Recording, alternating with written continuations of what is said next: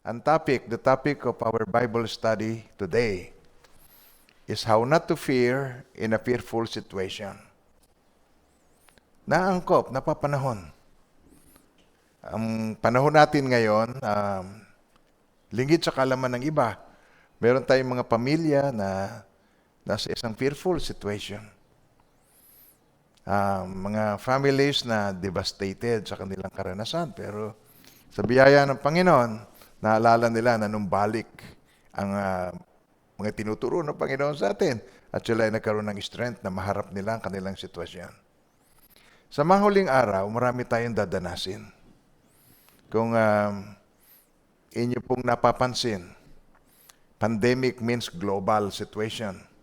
So pag ang globe ay hawak ng Diyos. So pag ito po affected ang mga tao sa buong mundo, it is a wake-up call. Lagi ko pong sinasabi yon. Kung natatandaan niyo, Romans 13, atin na isinyer ko sa inyo noon, 11, 12, 13, 14. Ang sabihin doon, alalahanin mo yung time. Be aware of what time we are now in.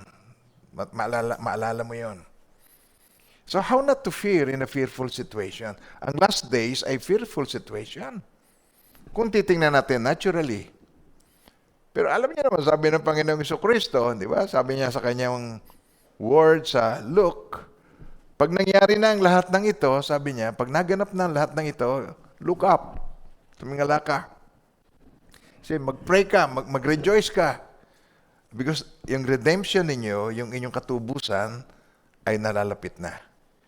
So meaning, yung masamang situation sa maraming mga tao, para sa mga believers, it is a good one. Malapit nang makita ang Lord, malapit nang makasama siya, magpakailanman. Ang mga tao, pag sinabi nating fear, fearful situation, ang nasa puso nila ay fear of death. Ang pandemic, pag kinakapitan ka ng sakit na ito, wow, fear of death. Hindi lang yon. Kahit ikaw ay may pera, napakahirap pumasok sa ospital na, halimbawa, ang sakit mo lamang ay iba. Halimbawa, mayroon ka naman pneumonia, hindi naman COVID. Pero pag pumasok ka, hindi mo malaman kung may maapektuhan ka pa ng virus na ito pagdating doon. Ang kaaway natin ay invisible, na katulad ng diablo. Kaya itong pangyayaring ito na nangyayari sa buong mundo, mga minamahal ng Panginoon, ito'y alam ni Lord. Si Lord ay hindi nahagip nito nang siya unaware na, uy, nako, nakawala ang virus. Hindi. Alam na alam ng Diyos. At alam nyo, kung natatandaan ninyo yung sinasabi, ito yung pinakamahalaga sa Diyos na lumitaw sa atin, itong pinaka-precious sa Kanya, ay yung genuineness of our faith. Ito'y lumitaw. Pagdating ng araw na yon, ito'y mag-manifest. Pagdating ng oras na yon, pag bumalik ang Panginoong Jesucristo, ito yung ma-experience natin. Ito yung makita sa atin. Dito niya tayo ibe-bless, dito niya tayo bibigyan ng reward. Dito yung rewarding time ng Panginoon. According to your faith, let it be to you. Kaya napakabuti ng Panginoon. Ito po, umpisahan ko ito sa isang question. Let me ask you a question. Ito po, katanungan. Basahin natin ng malakas. Sabay-sabay tayo. Okay, ready? Okay, go. Do you believe that in difficult situations, your God-given potential will stand out? Do you believe that? Kalimitan, hindi natin to napapansin, pero yung pagka tayo nasa isang mahirap na sitwasyon, lumilitaw yung talent, lumilitaw yung iyong God-given potentials, lumilitaw yan. Yung iyong leadership skill, lumilitaw yan. Kaya tinan niyo po ang sabi ng Panginoong Jesucristo sa Matthew 5, verse 15 to 16. Sabi niya ganito, nor do they light a lamp and put it under a basket. Kasi pag nasa basket, edi hindi nagmamanifest, nasa loob ng basket. But on a lampstand, nalagay doon, and it gives light to all who are in the house. Tapos sabi sa verse 16, let your light so shine before men, that they may see your good works and glorify your Father in heaven. Yung light biglang naging works. So ang tinutukoy niyang light, ang tinutukoy niyang liwanag, ay ang mabubuting gawa na ito ay magmamanifest. It will stand out. Lilitaw ang lahat ng ito pagdating ng mga kagipitan. Pagdating ng mga panahon ng pagsubok at kahirapan. Amen po. Sinong nais na lumitaw yon? Ang kanyang mabubuting gawa ay lumitaw. Pakitaas ang kamay po. O, press ka. Humanda ka. It will stand out. Pagdating ng mga time, ng mga tatim ng pagsubok, lilitaw yan. Amen po. Tingnan niyo po, ito pong fear, ito po ang definition na pinakasimple. Sinamarize ko yung definition ng word na fear. Fear is one of the basic human emotions. One of the basic sa mga human emotions ito. It's an instinct to survive when facing or sensing danger. Bisiki yung bata, yung baby na kapapanganak lang, pag nagulat ito, napapapidlag siya. Okay? Parang may maingay, parang nasa-sense niya, parang may danger. It is so natural and therefore, it is common to all of us. Common. And therefore, we need to overcome. We need to learn how not to fear. Kailangan tayo ay mayroong panghawakan sa ating buhay para hindi tayo magkaroon ng fear. Alam niyo, pag may pinanghahawakan ng isang tao, na kaya lang pag wala ang Diyos sa kanyang pinanghahawakan, tulad sabi nung isa, okay naman ako ma-hospital kasi marami naman akong pera. Natawa ako. Kasi hindi naman yun na magliligtas sa iyo. Para mo sinabing, pwede naman akong mamatay kasi pag namatay ako, makakapagpamisa ka sa akin. Parang ganon. Hindi naman totoo na yun ang ating basis. Ang abundance of life is not being measured by the abundance of possession. Sabi ng Panginoong Jesucristo, hindi nasusukat ito sa abundance ng possession. Kaya, yung basic instinct na yan, it is good and it is bad. It is positive and it is negative. Kaya, tingnan natin muna po na itong iyong belief. Kasi po, kung ikaw ay mayroong pinanghahawakan, yun ang nasa puso mo, yun ang nasa mind mo, na kung dumating ang ganitong situation, alam mo kung anong iyong gagawin. Now, do you believe that in difficult situations, your God-given potential will stand out? Na ang bilin ng Panginoong Jesucristo sa Matthew 5, verse 15 to 16, sabi niya, nor do they light a lamp and put it under a basket, but on a lampstand. Nilalagay niyo sa stand, mataas siya, and it gives light to all who are in the house. Let your light so shine before men, that they may see your good works and glorify God, our Father. Sa Tagalog, tingnan po natin. Okay. Hindi nila sinisindihan ng isang ilawan at inilalagay sa ilalim ng isang takalan, kundi isa talagang patungan at nagbibigay ng liwanag sa lahat ng nasa bahay. Paliwanagin ninyo ng gayon ang inyong ilaw sa harap ng mga tao upang makita nila ang inyong mabubuting gawa at luwalhatiin nila ang inyong Ama na nasa langit. So tayo, yung light, nangunguna. Ang light na tumutulong na yung landas ng iba, makita niya. So ang light ay parang maglilid sa maraming nasa dilim, makatutulong. So, ang ating liwanag na ito, ang mga naliwanagan, tayong mga naliwanagan, dapat nagniningning ang liwanag na ito sa harapan ng mga taong nasa gitna ng kaguluhan. Sa mga tao na nasa confusion. Sa Hebrew word, itong word na fear, okay, tingnan niyo po yan. Yung H6343 tsaka H6342, ito po yung Strong's sa Hebrew. Binabanggit ko lang yan, pero hindi ako expert sa Hebrew word. Pero pinag-aaralan ko ang keyword. Hindi ko basta binabasa lamang ang English translation o Tagalog translation. So, kaya ko in-include, hindi para magkaroon kayo ng kaisipan na memorize ko, expert ako sa Hebrew word. Ito lang ang pinag-ugatan. Ang pronunciation, pakhad. O kung mga pachad, kung titingnan mo yung spelling, pachad. Pero pakhad. Okay, na ang ibig sabihin, shaking. To shake. O sa Tagalog, nangangatog. Nangangatog ka, nervyos. sa millennial na termino, ngayon sa kapanahon nating kumalog.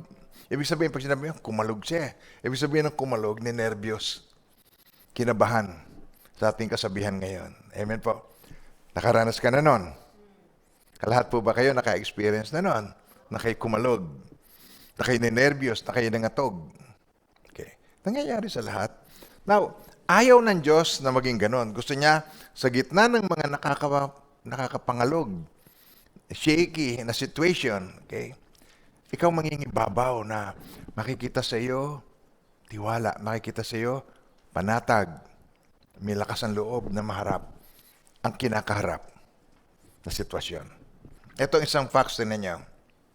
Ito isang katotohanan. Ang timing ng buong mundo, now, this is the world we are living in right now. We are now living in a world that is facing a threat more serious than what we or mankind experienced throughout the history. At merong threat na yan, threat na maaaring maging ito na yung pinangangambahan ng marami at yun naman ang hinihintay ng mga mananampalataya. Maraming mananampalataya at ito'y maaaring nuclear. Ito'y maaaring yung Third World War will be the end of the world. And the end of the world, yung second coming ng Panginoon, will be the end of the world for some. Pero sa mga mananampalataya, it is the beginning of the new world. Magkaiba ng pananaw. Kaya makikita natin na ang ating pananaw, itong what's in our mind, ay napakahalaga. Kung ano yung ating belief. Do you believe? Kaya importante yun. We believe that in difficult situations, the God-given potential in our lives will stand out.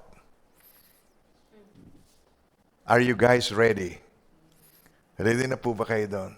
Ang mga messages natin is to help us to become ready pag dumating yung time na yon. Difficult yung situation na yan. Now, tingnan ninyo. Dito sa Ecclesiastes chapter 12, gusto kong gawin yung homework. Basahin nyo yung buong chapter. Tingnan nyo sa verse 1 ng chapter 12, yung verse 1.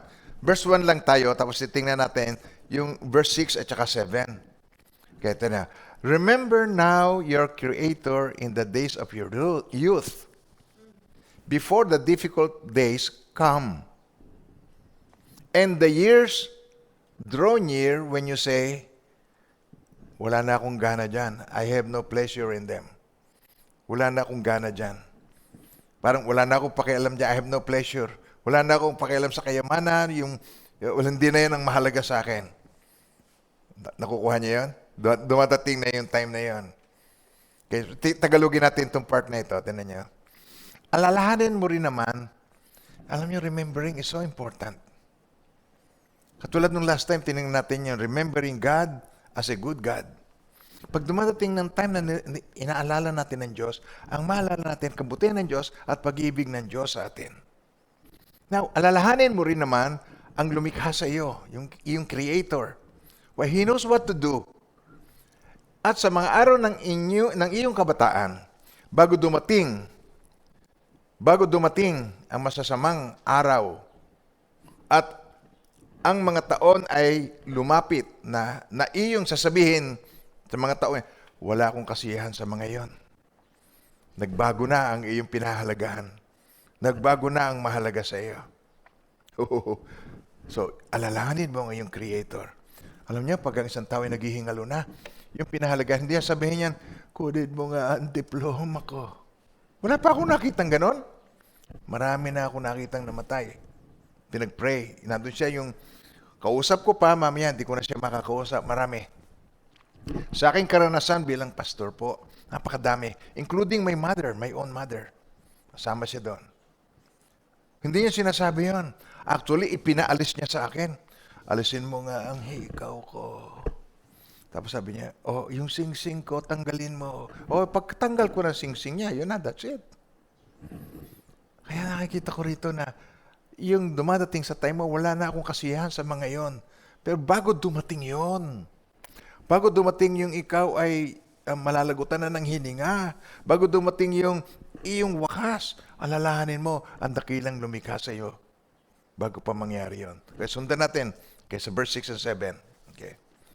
Bago ang ang panaling pilak ay mapatid. Alam mo yan, napatid dinalagutan. Okay. O ang mangkok na ginto'y mabasag. O mangkok, di ba may pinalagay, masisidlan yun eh. O banga ay mabasag sa bukal o ang mga gulong ay masira sa balon. Yung, iniakyat kasi yung gulong, iniakyat mo yung pangkuha ng tubig. Okay, nasira. Sabi rin. At ang alabok ay bumalik sa lupa na gaya ng una at ang espiritu ay bumalik sa Diyos na nagbigay nito. Alalahanin mo ang dahilan lumikha. So ang alalahanin natin yung principles, yung gusto niyang ituro sa atin to be strong sa ganitong mga sitwasyon. To be not fearful in a fearful situation. Okay, amen po. Amen po, mga minamahal ng Panginoon. Kaya ang Panginoon, hindi nagkukulang sa atin. Amen po. Kaya lagi natin ihanda mga puso natin. Hindi siya nagkukulang sa atin. Gusto niya tayong ihanda sa tuwina. Dito sa verse 13 and 14 ng Ecclesiastes. Ito na yung dulo. Let us hear the conclusion of the whole matter. Okay. Fear God and keep His commandments, for this is man's all. Ulitin natin. Tinan niyo yan. Tinan niyo po yan. Let us hear the conclusion of the whole matter. Fear God and keep His commandments, for this is man's all. Binabalik tayo doon. Remembering the Creator. Binabalik tayo. Why? Dahil ang gusto ng Diyos, sumunod tayo sa Kanya. Ang gusto ng Panginoon, yung leading niya sa buhay natin, malakaran natin. Pero pinipili natin na huwag. Pinipili natin na to go on our own way. Pinipili natin na yung, kung ano yung plano natin, yun ang ating sagawa. Nag-guess niyo pa ba ako doon? Nakukuha niyo ba ako? Pero, this is man's all. Ito ang lahat-lahat sa tao. Tingnan natin sa Tagalog. Okay. Ito ang wakas ng bagay. Lahat ay narinig. Matakot ka sa Diyos. Magkaroon ka ng fear of God. At sundin mo ang kanyang mga utos sapagkat ito ang buong katungkulan ng tao. Dito umiinog ang ating buhay. Ang message nito, Pastor, mukhang maganda ang tinutumbok ng message. Ito ba'y para sa lahat? Hindi po. Ito'y para doon sa nananalig sa Diyos. Ito'y para sa nananalig sa Diyos na nakakaligtaan niya kung paano ang tamang paraan ng pamumuhay. Paano maiiwasan na siya ay maging fearful. Kasi ang takot ay kabaligtaran ng pananampalataya, ng tiwala, kabaligtaran. So nais ng Panginoon, ibalik tayo doon. This is man's all. Balik tayo doon sa itong lahat-lahat ng pagkakalika sa atin ng Diyos. Oh, amen po. For God will bring every work, sa verse 14, tanyo, for God will bring every work into judgment. Ano yung sabihin nun? Hebrews 9:27, it is appointed for man to die once, then after that, the judgment. Kung wala ang Panginoong Hesukristo sa iyong buhay, kung kayo po'y nakikinig at hindi pa ninyo nagagawa yung decision na yun, natanggapin nyo, ang Panginoong Hesukristo bilang Panginoon, tagapagligtas at hari ng iyong buhay, you have all the reason on earth to be fearful. Dapat kang mangamba. Pero kung nasa iyo ang Panginoong Hesukristo, nasa iyo lahat-lahat ng kailangan mo. There's no need for you to be fearful. You just need to be reminded today. Mapaalalahanan ka na maibalik sa iyo yung nakakaligtaan mo. For God will bring every work into judgment, including every secret thing, whether good or evil. It is appointed for man to die once, and then after that, the judgment. Tayo ay merong darating ang time, haharap tayo sa judgment seat of Christ. Magsusulit tayo ng ating ginawa, mabuti man o masama, 2 Corinthians 5:10. Hindi tayo dapat maging fearful. We are secured in the Lord. Amen po? Amen. So sa Job chapter 3, verse 25 to 26, what I feared has come upon me. Pero natatandaan nyo, previously, sabi ni Yahweh, kausap niya si Satanas, sabi niya, napansin mo ba ang aking lingkod na si Job? Siya walang katulad sa lupa. At tinatakwil niya lahat ng masama. Pinagmamalaki ng Panginoon si Job. Pero si Job, nung nagsalita, sabi niya, sabi ni Job, "What I feared has come upon me. What I dreaded has happened to me. I have no peace, no quietness, I have no rest, but only turmoil." Oh, Job had a problem here. May problema si Job. When everything was going good, he was afraid and worried all the time. At ano nangyari, mga minamahal ng Panginoon? Yung kinatatakutan niya nangyari. Pagka ang nakakanerbiyos o yung fear, yun ang nangingibabaw sa iyo, you are inviting it, parang binibigyan mo ng permission ng kaaway na maka-attack sa iyo. Kaya kailangan makontra mo kaagad yan sa iyong mind at magbalik ka doon sa mga promises of God sa buhay mo. Amen po? Kaya ang ating pong title is How Not to Fear When Life Situation is So Fearful. Hindi madali. Pero simple. Maniniwala ba kayo na maraming mga simple pero hindi madali? lalo na yung pag meron kang bagong laptop. Katulad ko, bili ba naman ako ng iPad na bago? Nagagamitin ko yung Word. Hindi madali. Mag-a-adjust muli ako. Paaralin ko ng gusto. Pero tinan niyo mga minamahal ng Panginoon. Simple. Pag tinuro sa akin, simple. Ito katulad nito, hindi mahirap. Ito ay simple, pero hindi ito madali, pero ito ay simple. Kung iyong maintindihan kung ano yung gusto ng Lord sa atin. Amen po. What I feared has come upon me. What I dreaded has happened to me. Tingnan niyo sa Tagalog. Sapagat ang bagay na aking kinatatakutan ay dumating sa akin at ang aking pinangingilabutan ay nangyari sa akin. Hindi ako mapalagay at hindi rin matahimik. Wala akong kapahingahan kundi dumarating ang kaguluhan. Nagwa-worry ka for nothing. Pero nung panahon yon, na sinasabi niya yon, maayos naman ang sitwasyon. Pero siya ay nagwa-worry. It is not good na tayo nandun sa fear na wala namang dapat ikatakot. You worry na wala naman dapat i-worry. Sabi rin ni Jesus, hindi naman ito nakakatulong sa iyo. So, how not to fear? Anong kailangan natin gawin? Ang katugunan po, mga minamahal ng Panginoon, simple. Pero ito na sa Word of God. The answer is found in the Word of God. Doon natin matatagpuan ang kasagutan. Okay, tinan niyo po rin sa Isaiah 41, verse 10 to 13. Sabi ng Panginoon, do not fear. So, do not fear. Why? For I am with you. Who is talking? Tingnan natin kung sino nagsasalita. Ang nagsasalita ay Diyos. Ang Diyos may lalang ng langit at lupa. Ang Diyos makapangyarihan sa lahat. He is the Almighty God. He is the God who knows the end from the beginning. Na nagsasabi, do not fear. I am with you. Ang pangalan ng ipinanganak ang Panginoong Jesucristo, Emmanuel. With man is God. Kasama ng tao ay ang Diyos. Sabi niya, do not be dismayed, for I am your God. I will strengthen you and help you. I will uphold you with my righteous right hand. There's nothing for you to fear. Tatandaan niyo yung lesson natin ng sovereignty of God. I am in control. Amen po. So kung na-miss niyo yun, balikan niyo po. At meron kayong continuation niya na sinasabi ko.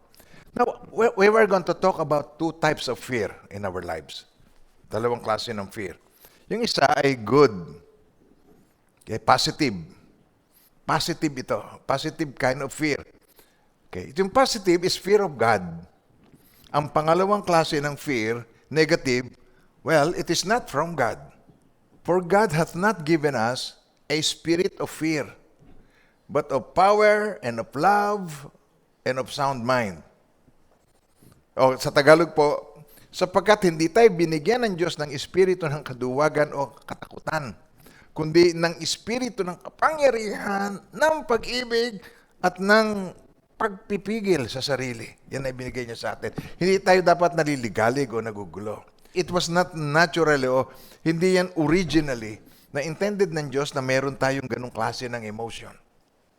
Nagsimula lamang yan nung magkasala si Adan. Nagsimula yan nung nagkasala siya nung ang Panginoon na nagparamdam na nandun siya sa garden, nagtago siya, sabi niya, I was afraid. Doon nagsimula yung word na yun, afraid. Dati, hindi naman siya natatakot sa God. So itong takot na ito, nagsimula lamang nung naging makasalanan ng mga tao. So yung negative fear, sabi sa Matthew 10 verse 28, sabi ng Panginoong Jesucristo, do not be afraid of those who kill the body, but cannot kill the soul. But be afraid of the one who can destroy both soul and body in hell. So ibig sabihin, fear God, pero hindi yung afraid of God. Ang fear of God, yung ayaw mo siyang mamighati. Ayaw mo siyang malungkot sa iyong ginawa. Pinahahalagahan mo siya, yung reverence, ang napakahalagang maunawaan natin. Sa Isaiah chapter 8, verse 12 to 13, sabi rito, do not fear what they fear. Huwag mong katakutan ang kinatatakutan nila. Do not fear what they fear and do not dread it.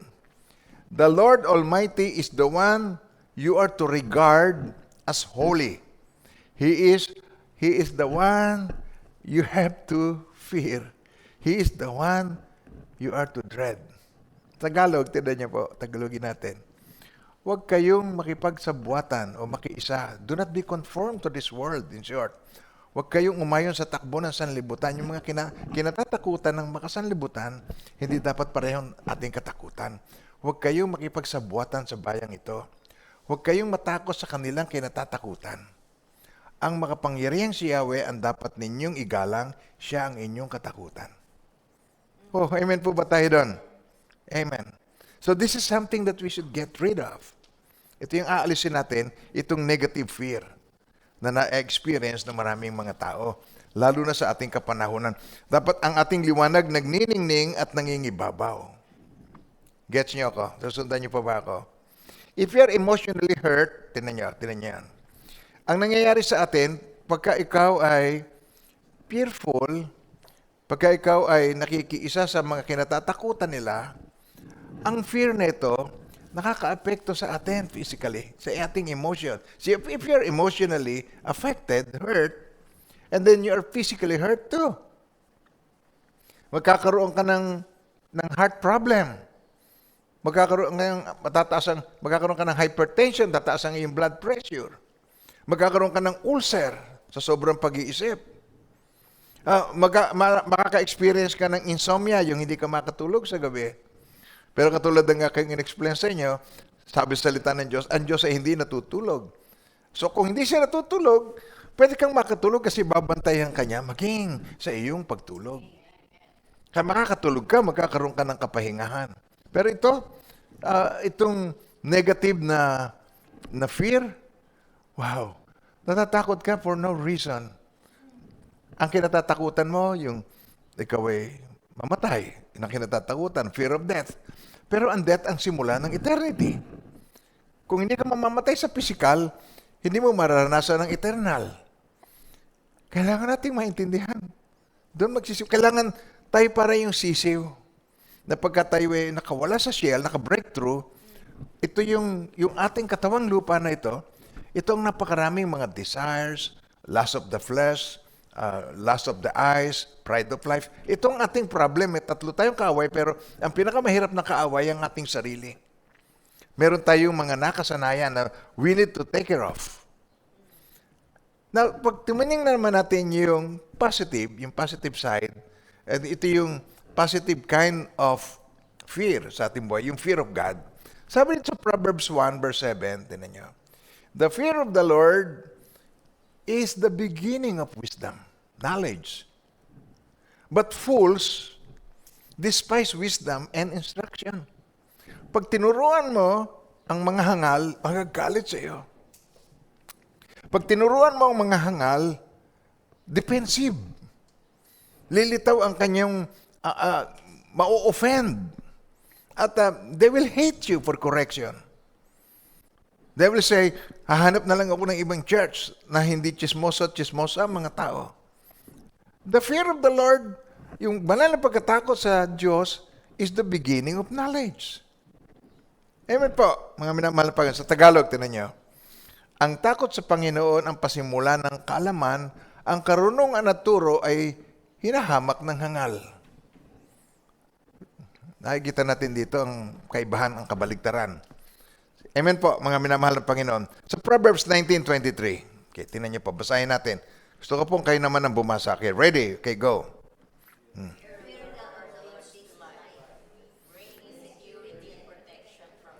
Yes. Fear of the Lord leads to life, bringing security and protection from harm. So, kung ikaw ay secured, you have peace. Yun ang product ng yung security, magdudulot sa iyo ito ng peace sa iyong buhay. Magkakaroon ka ng kapayapaan. Proverbs 22 verse 4. Humility, true humility. Sabay-sabay. True, wag niyong aalisin yung word na true, napakahalaga kasi merong false humility. True humility and fear of the Lord leads to riches, honor, and long life. Tagalog. Ang gantimpala sa pagpapakumbaba at takot sa Panginoon ay kayamanan, karangalan, at buhay. Mabibless ka. Tinan nyo yung simpleng ikaw lang ay isip mo lagi ay makatulong. Halimbawa, may negosyo ka at nag-complain sa iyo sa business mo. Sabi mo, ano po ang nangyari? I-entertainin mo siya, iintindihin mo kung ano yung nagpapahirap sa kanya. Wag po kayo mag-alala. Papalitan ko po yan ng iba. O tutulungan ko po kayo na may ayos natin yan. Kung ang laging nasa mind mo ay pagpapakumbaba at ang gusto mo ay masiyahan sila, matuwa sila sa kanilang binili sa iyo o kung ikaw ay nagninegosyo o kung yung mga may pangangailangan, sinisikap mo ay sila ay matulungan, ang gantimpala sa pagpapakumbaba at takot sa Panginoon ay kayamanan, karangalan at buhay. At ang alam nyo, mga may takot sa Diyos ay marunong magpakumbaba. Merong humility. Yun ang kanyang unang-unang mararanasan, humility. Amen po. Sabi niya, learn from me, I am humble in heart. Natatandaan niyo, come to me, or you labor and are heavy laden, and I'm going to give you rest. Okay? Sabi niya rito, take my yoke upon you. Isuot yung aking pamatok.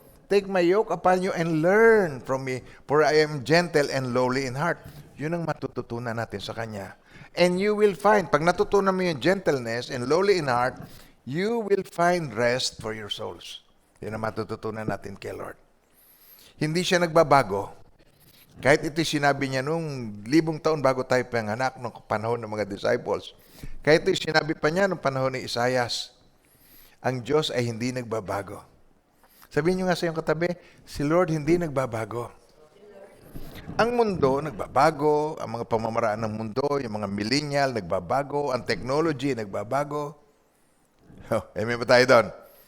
Ang style ng church, ang style ng worship nagbabago. Pero ang holiness, yung teachings, yung principles ng God, hindi yan nagbabago. Tinuturo pa rin niya sa atin yung repentance, sinuturo pa rin sa atin yung pamumuhay na i-separate mo ang iyong buhay. Sanctified na buhay. Consecrated na buhay. Gusto pa rin niyang ituro sa atin. Do not be conformed to this world na pamumuhay. Kaya mga minamahal ng Panginoon, hindi naman ang kabanalan yung lagi nakasalikop ang kamay. Tapos nakatagil ng ulo pag nagsasalita. Hindi naman yan ang kabanalan. Ang kabanalan ay nagsisimula from the inside out. Amen po. Sa amin po, para nagkukwentuhan kami, hindi na lang yung laging, oy, huwag mo sabihin niya, ang bad yan. Wala mga ganon. Masaya lang, relax lang. At masaya kami nagkukwentuhan, masaya namin ini-enjoy pagkain, masaya namin ini-enjoy ang isa't isa. At tanggap namin ang kahinaan ng isa't isa. Usapan nga, walang basagan ng trip. Okay. Hello, nandiyan pa tayo? Pero makikita mo to, yung purity ng iyong intention. Nandun yun, lagi. Amen po. So, pag na-experience mo ito, yung insecurities na ito, pag na-experience mo itong fear sa buhay mo, bunga ng mga insecurities at hindi mo pagkaunawa sa pangaral ng Panginoon, o prinsipyo ng Panginoon. Amen po. So, ang mangyayari, may lilitaw sa iyong mga pag-uugali katulad ng greed. Greed. Fear that I do not have enough. Parang, mahihigitan niya ako. Magkakaroon ka ng greed dahil ayaw mong malampasan ka niya. I am afraid I will not have enough. So, magkakaroon ka ng fear of rejection. Okay? They will not like me. Hindi na ako magiging in sa grupo. Iismulin nila ako. Pagka hindi ako katulad ng mga suot nila, hindi ako pareho ng mga alahas nila. Pag may party, alam niyo, naglilitawan yan pagka may kasalan. Pag may kasalan, kulang na lang ang ninang magsuot ng crown. Yung koronang diamond. Para sa ang mga saya, pamahalan ng mga damit. Okay? Buti na lang na usong rental, ano? Ni-rent lang pala. Ay, may alam Panginoon, kinukwento ko lang naman sa inyo ito para malaman ninyo. Kaya nagkakaganon ang tao because of insecurity. Dahil hindi siya secured sa love ni Lord. O yung mga taong may guilty feelings. Why? Because they're afraid. Ang takot nila, they will be found out. Kaya sila mayroong guilt na nararamdaman. Amen po, mga minamahal ng Panginoon. Lack of confidence. Ikaw naman na mag-preach. Hindi ko po kaya. Mag-pray ka ng hindi, nervous ako. Ikaw mag-handle ng Bible study. Hindi pa ako ready. Ganon. Lack of confidence. This is fear of failure. Or I may not measure up, o baka hindi ako maging accepted, o baka hindi sila mabless sa akin. How about anger? Bakit? Ano yung anger? Yung jealousy. Naka-experience na ba kayo ng jealousy? Parang, hindi naman jealousy. Indecision in life. Hindi ka makapag-decide. When you are fearful, parang indecisive ka. Fear of making wrong decisions. Pero nandun ka sa gitna ng gusto ko, pero parang ayoko, parang gusto ko. Hindi ka pa makapagsabi ng talagang tunay ko. Hindi mong matanggap. Amen po. Meron na kokos niya sa atin. It is a learned attitude. Natutunan natin yan. Nung maliit pa tayo, tatandaan niyo yun, katulad ko, maliit pa ako. Yung maliit pa ako, hindi niyo na inabot ito nung araw, radyo lang, walang masyadong television nung panahon ko, 1950s. At saka madilim pa ang naik. Meron yung sa radyo Gabi ng Lagim. Tatatandaan niyo yun? So, doon, lumaki ako doon na yung tahol ng aso na, ganyan.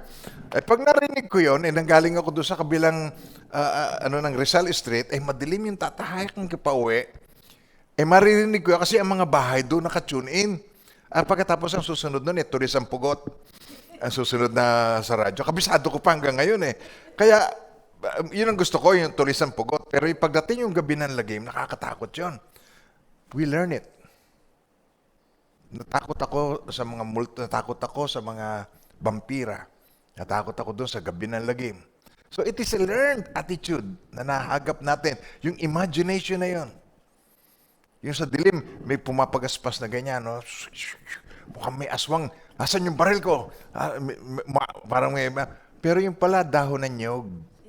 Kumakaras ka sa mission house. Tatatawa siguro yan.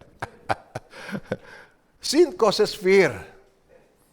Sin, katulad nung kay Adan, na sinasabi ko sa inyo, yung sin. Ignorance. How about ignorance? Hindi mo alam yung pala naman, wala naman palang nangyari. Akala mo may mangyayari. Ignorance. How about doubt? If you live in doubt, doubting God, lahat ng reason para ikaw ay nervous and nasa iyo na. Amen po. Tingnan nyo, malalakas ang loob mag-drive ng mga tao na mayroong maliit na santo doon sa ibabaw ng dashboard.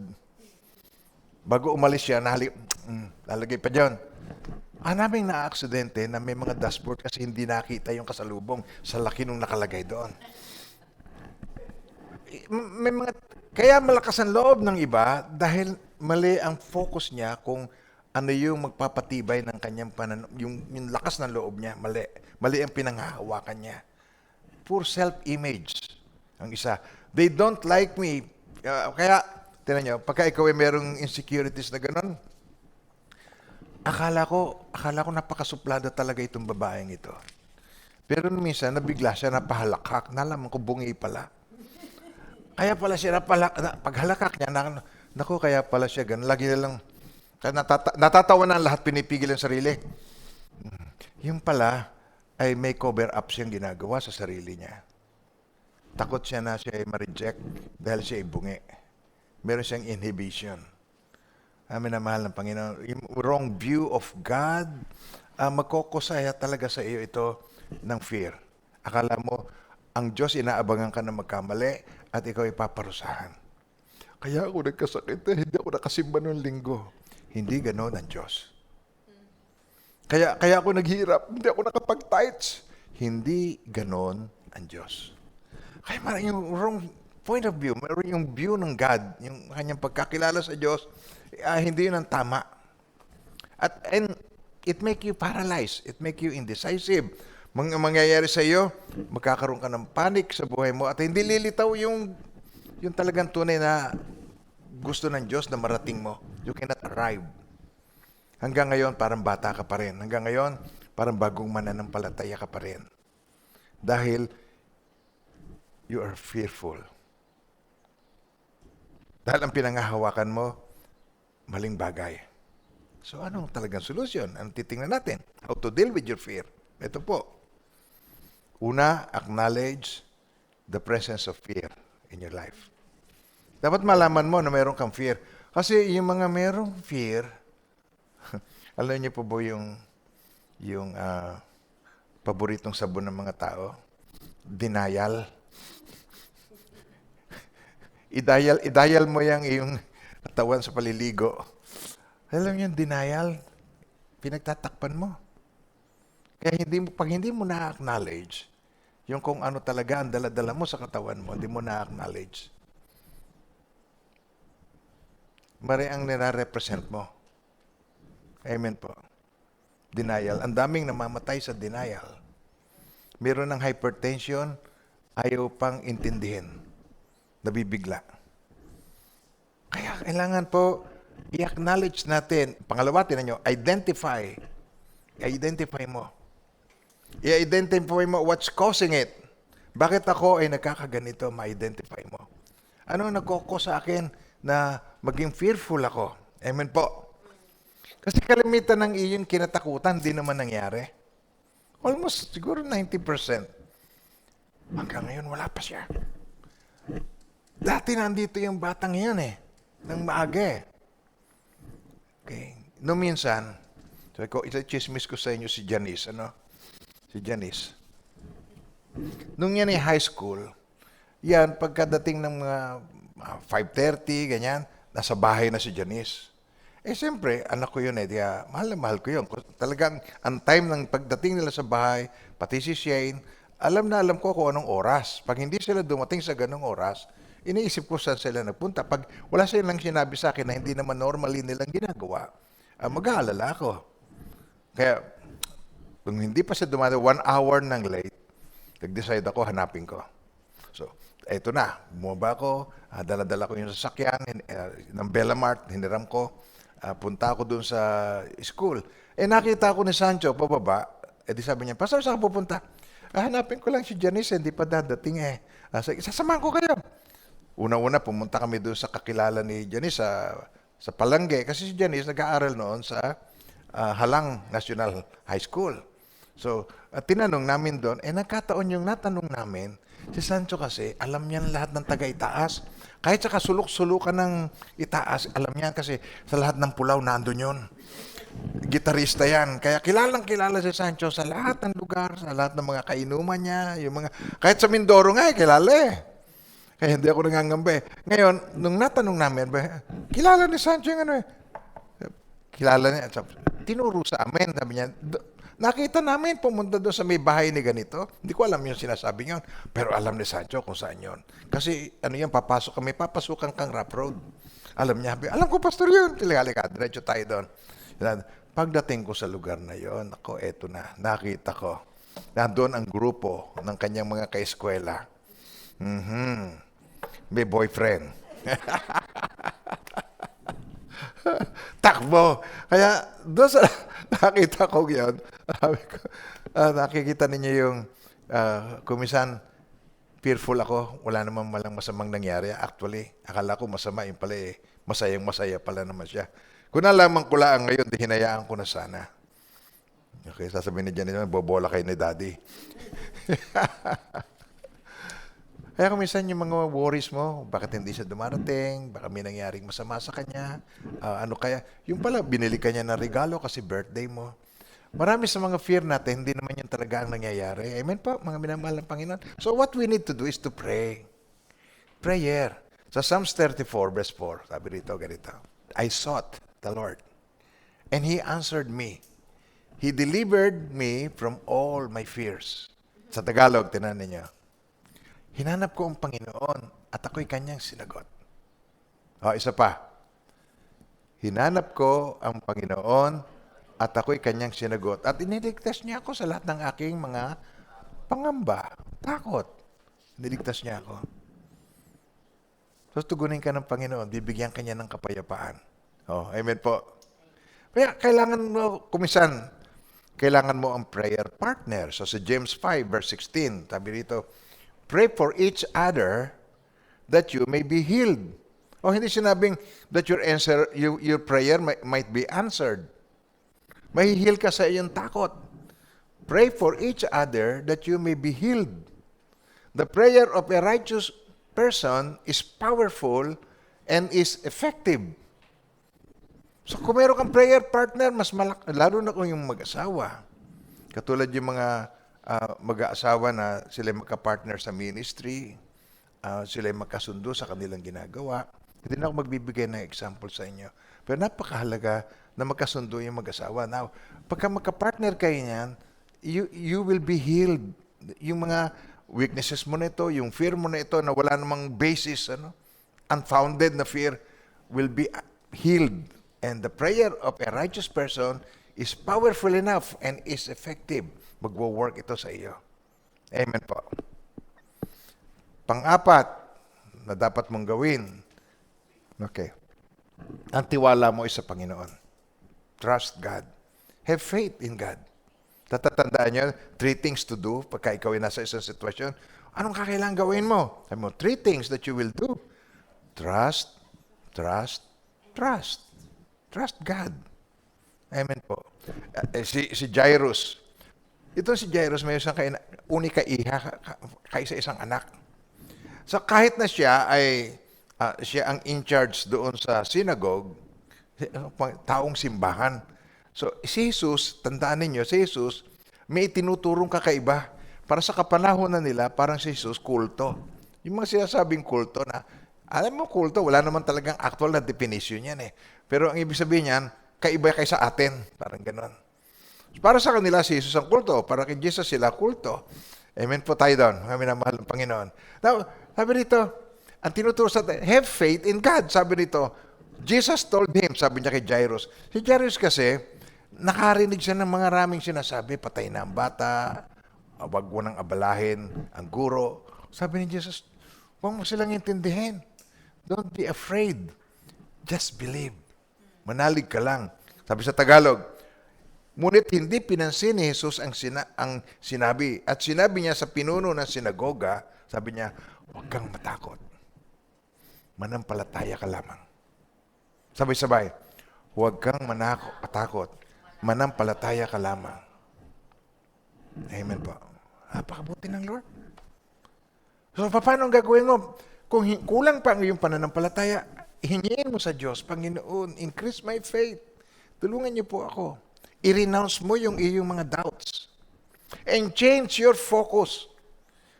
Pagka ikaw ay mali ang focus mo, mali yung pinagtutuunan mo, ginagawa mo parang anting-anting si Lord, o parang genie si Lord, you have to change your focus. Turn your eyes upon Jesus. Amen po. Kay Jesus, you take your thinking away from the troubles, from from what troubles you, yung natatakot ka. Pero i-focus mo doon sa solusyon. I-focus mo doon sa makapangyarihan sa lahat. I-focus mo doon sa nakapagpapabuka ng dagat, nakapag-uutos sa hangin, mapapakalma ang dagat, bumubuhay ng patay, nagpapagaling ng bulag, nakakapagpalakad sa pilay. Doon mo i-focus. The God of the impossible. Amen po. Sabi dito sa Psalms 56 verse 3. Okay, ready? Okay, read it. Go. When I am afraid, I put my trust in you. Why? Because He is Almighty. Dahil naririnig tayo ng Diyos. Kapag natatakot ako, when I'm afraid, kapag natatakot ako, aking nilalagak ang tiwala ko sa iyo. Hebrews 13:6. The Lord is my helper, and I will not fear what man shall do to me. Sa Tagalog. Kaya't panatag ang nating masasabi. Sabay-sabay. Kaya't panatag nating masasabi, ang Panginoon ang aking katulong. Hindi ako matatakot. Ano magagawa sa akin ng tao? Wala. Ang kaya lang niya salingin ay ang iyong katawan. Hindi niya kayang salingin ang iyong kaluluwa. Amen po. Amen, mga minamahal ng Panginoon. That is the worst thing that they can do. Itong katawan natin na ito na nasisira, na nabubulok, na sa alabok nagmula, sa alabok din tutungo. At yan ang masyadong pinahalagahan ng karamihan. Turn around. Doon tayo sa tamang dapat nating pag-ukulan ng ating focus. Habang ang focus mo ay fear, maraming oras ang gugugulin mo na makasisira ng iyong patotoo. Makukonsume ang buhay mo ng takot. Mga mananampalataya, hindi pinlano ng Diyos ng kanyang mga anak ay mayroong fear. Lagi niya sinasabi yan. Kay Joshua, sinabi niya yan, do not fear. Manalig ka lang. Lagi niya sinasabi ng Panginoon, huwag tayo matatakot. Amen po? Amen. Napakabuti ng Panginoon. Sa Isaiah 26, verse 3, dito na tayo magtatapos. You will keep him in perfect peace. Sino? Whose mind is stayed on you because he trusts in you. Perfect peace. Sabi nyo nga yung word yan? Perfect peace. Hindi peace na nakukuha sa insurance, na meron siyang St. Peter na insurance, na meron siyang health insurance. Hindi. Hindi doon. You will keep him in perfect peace, whose mind is stayed on you because he trusts in you. Dahil nagtitiwala siya ay sa iyo. Amen. Nawa po, sa biyaya ng Panginoon, manatili tayo doon sa pagtitiwala natin ay sa Panginoon hanggang wakas. Don't allow your peace to be taken away from you or ikaw. No one can take it away from you, actually. Kung natatandaan niyo yung John 16:22, sabi niya, therefore, you now have sorrow, but I will see you again and your heart will rejoice. And your joy, no one will take away from you. No one will take from you. Walang makakukuha. Kaya nawawala yun, nawawala ang peace, nawawala ang joy sa iyong puso because you allow it. Inaalis mo siya. Hinahayaan mo na maipamigay mo ang kapayapaan mo, maipamigay mo ang joy mo, maipamigay mo lang basta. So don't allow it na mawala sa iyo. Amen po, mga minamahal ng Panginoon. I-design tayo ng Panginoon para tayo ay manatili hanggang wakas. His divine power has given to us all things that pertain to life and godliness. Amen po. Sabay-sabay. As His divine power has given to us all things that pertain to life and godliness through the knowledge of Him who called us by glory and virtue. Ibig sabihin nun, package deal. Nung makilala mo sa Panginoong Jesucristo, binikaloob niya sa atin ang lahat ng ating kailangan upang tayo makapamuhay ng pagiging makadiyos. Tagalogin natin, tinan niyo. Ipinagkaloob sa atin ng kanyang banal na kapangyarihan ang lahat ng mga bagay na kailangan sa buhay at pagiging makadiyos. Sabi niyo muna yan, lahat ng bagay. Lahat ng mga bagay na kailangan sa buhay at pagiging makadiyos na ipagkaloob na sa atin. Sa pamagitan ng pagkakilala sa Kanya na tumawag sa atin sa Kanyang sariling kaluwalhatian at kabutihan. You will keep him in perfect peace. Bibigyan ng Diyos ng perfect peace siya ng Kanyang isipan nakatuon sa Kanya because He trusts in you. Oh, Heavenly Father, we thank You for You are the God who knows the end from the beginning, and You are our Heavenly Father because of Jesus, Your only begotten Son. At narito po kami, Panginoon, we humble our lives in Your sight. Marapatin po ninyo na ang buhay namin ay magsilbing kaluguran sa iyo. Na ang liwanag mo na nasa sa amin ay magningning sa harapan ng mga tao. Sa gitna ng panganib, magningning. Sa gitna ng kaguluhan, magkaroon ng kapayapaan. Sa gitna ng mga pagsubok, makakakita ng solusyon at katatagan. Maraming salamat po, Heavenly Father. Pagpalain niyo po ang iyong mga anak na naririto. I-bless niyo po ang bawat isa. Now may the Lord God bless you and keep you, and may His face so shine upon each one of you and be gracious to you. His countenance be upon you and bring you peace. In the name of the Father, and of the Son, and of the Holy Spirit, in Jesus' mighty name. Amen and amen.